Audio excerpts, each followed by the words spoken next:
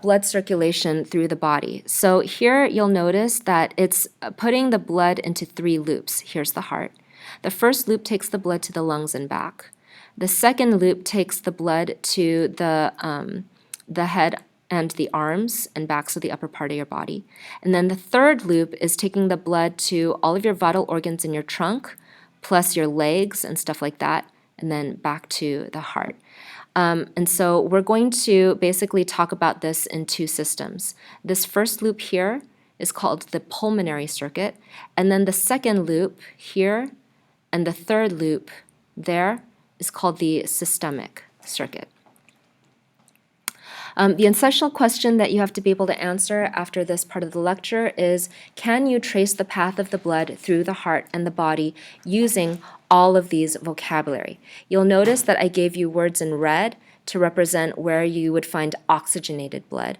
I gave you words in blue to show you where you would find deoxygenated blood. And then I gave you words in purple to show where you would find blood where the blood is in the process of becoming oxygenated. Okay, so we've got the pulmonary circuit, we've got the systemic circuit. For the pulmonary circuit, you're just taking deoxygenated blood to the lungs. The lungs have oxygen, which turns the blood red because, remember, hemoglobin in the blood turns red when it binds to oxygen. Now red blood is coming back to the left side of the heart, and that's the end of the pulmonary circuit.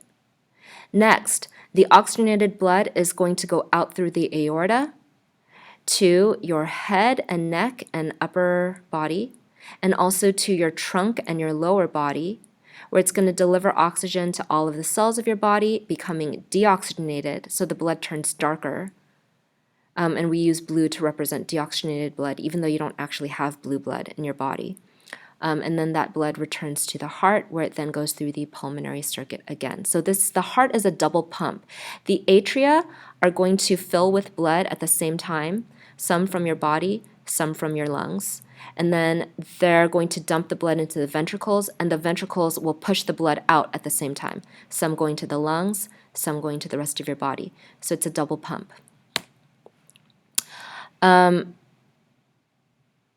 So if you need to pause this video so you can read the text, go ahead and do that. Okay, now we need to start naming the 4 valves that separate the chambers of your heart from each other and that separate your heart from the blood vessels that take the blood to the pulmonary and systemic circuits. Where, remember, the word pulmonary circuit means that the blood is going to the lungs, and the word systemic circuit means that the blood is going to your head, neck, trunk, and lower body. Okay, so let's start with, here's your superior and inferior vena cava. Blood is now filling the right atrium. And then the right atrium, once it's full of blood, the weight of that blood starts pushing down on this valve. And we call this the right atrioventricular valve, or the right AV valve for short. It's also called the tricuspid valve, and you'll see that word here in blue. So once again, the tricuspid valve is also known as the right atrioventricular valve, or AV valve. And it's the one that separates the right atrium from the right ventricle. When the right atrium fills with blood, that blood pushes down right there on this valve, and then it opens it, and the blood flows into the right ventricle.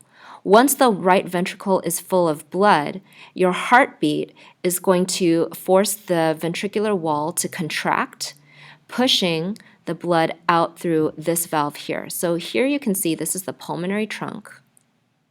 And then there's the valve that separates the right ventricle from the pulmonary trunk. And when the heart wall contracts, it's going to push the blood out this way, opening the pulmonary semilunar valve. So that's this word here, pulmonary semilunar valve. Pulmonary meaning lung, semilunar meaning half moon, because the valve walls look like half moons. And then that's going to take the blood out through the pulmonary trunk. Now it gets oxygenated and it comes back from the lungs through the pulmonary veins going into the left atrium. Once the left atrium fills with blood, that's going to push down on this valve right here, which is the bicuspid left atrioventricular valve. It's also called the mitral valve. So that's now 3 different names for the same valve. I am so sorry. I don't know why they do that to us, but they do. This is called the left atrioventricular or left AV valve. It's also called the bicuspid valve. It's also called the mitral valve. And so you have to know it by all 3 names. Once the blood pushes down on the bicuspid valve, it's going to fall into the left ventricle, and then the heartbeat is going to cause the walls of the left ventricle to contract, which is then going to push the blood out through the aorta. And there's another valve here that will open at that time, and it's called the, it's called the aortic semilunar valve. And I just realized that these arrows are off. So you guys know that this blue arrow is actually supposed to be pointing to this valve here, and this pink arrow is supposed to be pointing to this valve here. I'm not going to go back and fix that because I've already recorded so much of this lecture. So ignoring these 2 arrows, which are wrong, here are the names of the 4 valves from left to right. You have the right atrioventricular valve. You have the pulmonary semilunar valve. You have the aortic semilunar valve, and you have the left atrioventricular valve. Here they are again. So just take a moment, pause the recording, and study these images. And you want to go in order from here to there, and then from there to there. So once again, top left to bottom left, and then top right to bottom right. And when you're ready, you can resume.